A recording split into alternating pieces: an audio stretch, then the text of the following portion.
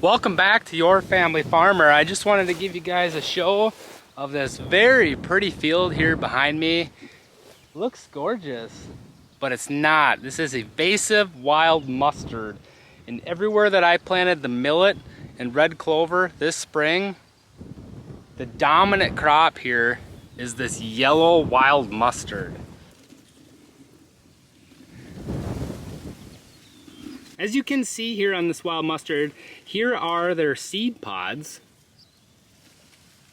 I decided I'm going to cut this early. I'm going to try to eliminate regrowth of this wild invasive species of mustard. And it's extremely annoying. I'm not exactly sure on how this wild mustard got here, but damn is it a nice looking crop. If only I could grow it that well. Even if I tried, I'm not sure I could grow it that well.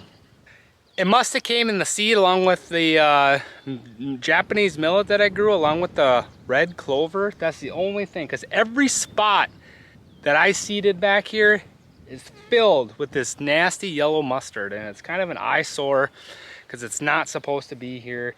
It's a invasive species here in the state of Minnesota. So what I'm going to do is I'm going to cut it, bale it, and burn it. That's the plan here.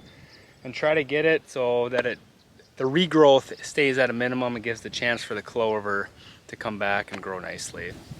This is one of the challenges that faces organic farmers, is the seed purity sometimes isn't all that pure, and you get stragglers of wild invasive plants, and it's extremely annoying. But when it comes on this thick, this is a ridiculous amount, and it's just absolutely kind of devastating on this field.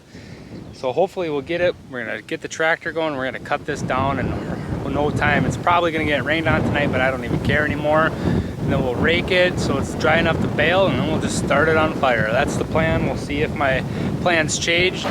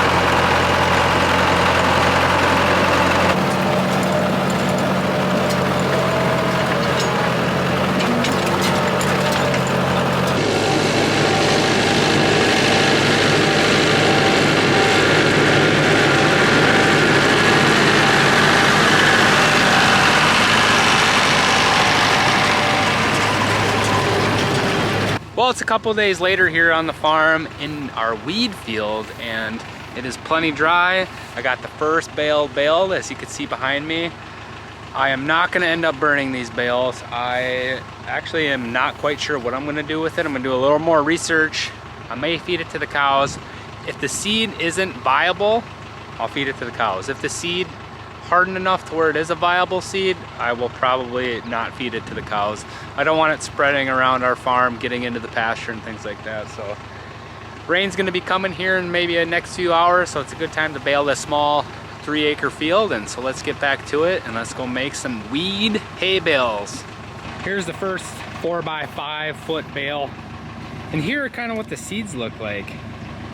I'm not sure they ever reached maturity enough to be a viable weed. So if the cows will eat this and this isn't gonna be a problem, I will just let them sift through it and let them eat what they want out of here, because there is actually some good millet mixed in here along with some young clover.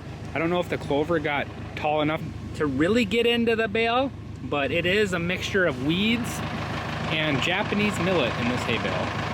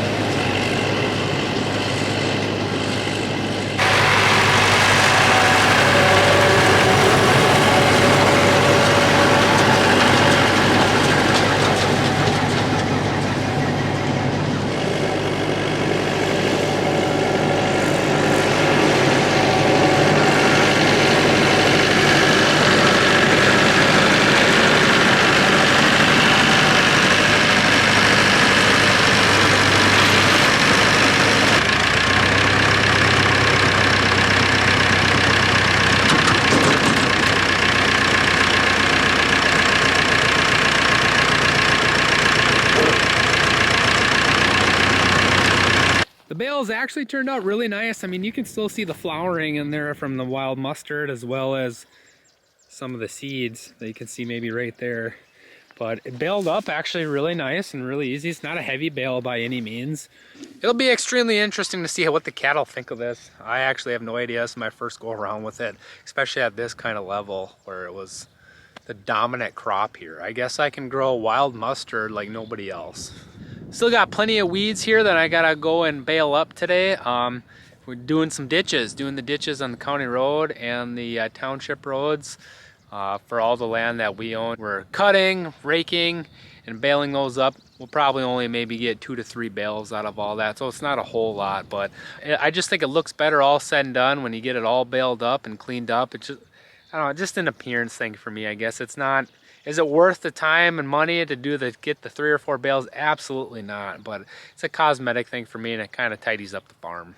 But we better get out and go bale some more weeds in those ditches. Let's get out there.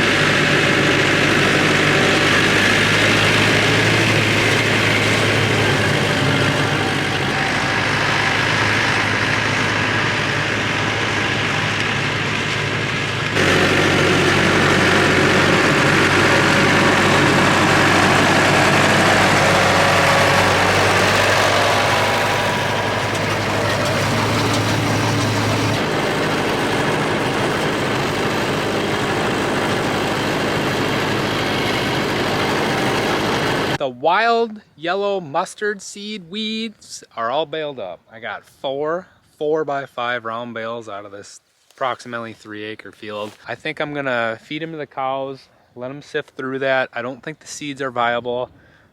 Comment below if you think that's a good idea or if it's not a good idea, or if you had any experience with wild mustard and if there's a good organic way to get rid of it other than going in and picking it, which is maybe possible in our oat fields. We got some in there, but it was impossible here. This was just too much, as you saw, so I had to just cut it. I'm hoping that the field recovers very nicely for second, third cutting and for years to come.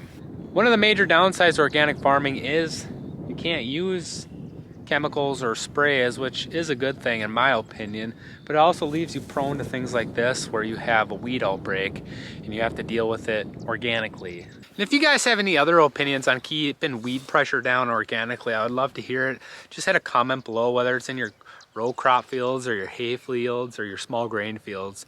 Just let me know, and if you're curious, look down below for anybody else's comments.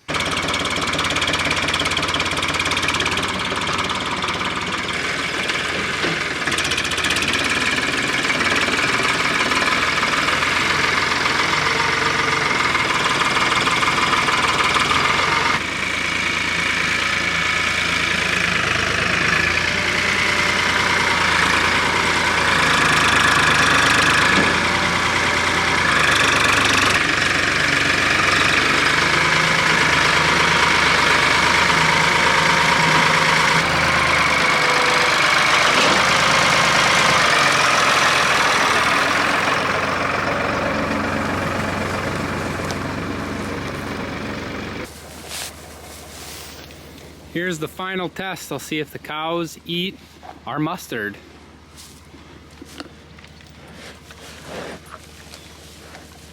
Wow. Wasn't quite expecting that. All this green pasture they got, I throw them a little bit of this mustard hay, and it's gone. Well, good, that's a good sign. Cow approved. They like mustard, who knew? Let's give them a little more.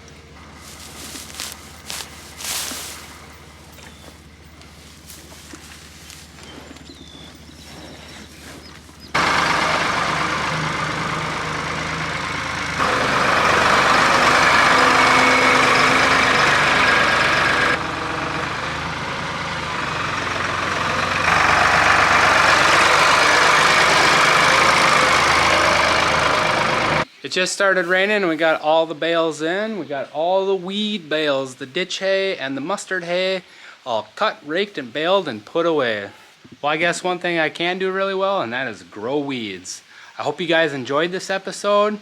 If you did, please hit that subscribe button. We'd very much appreciate it. If you have any sort of comment on things I could do better or any recommendation, please leave a comment below.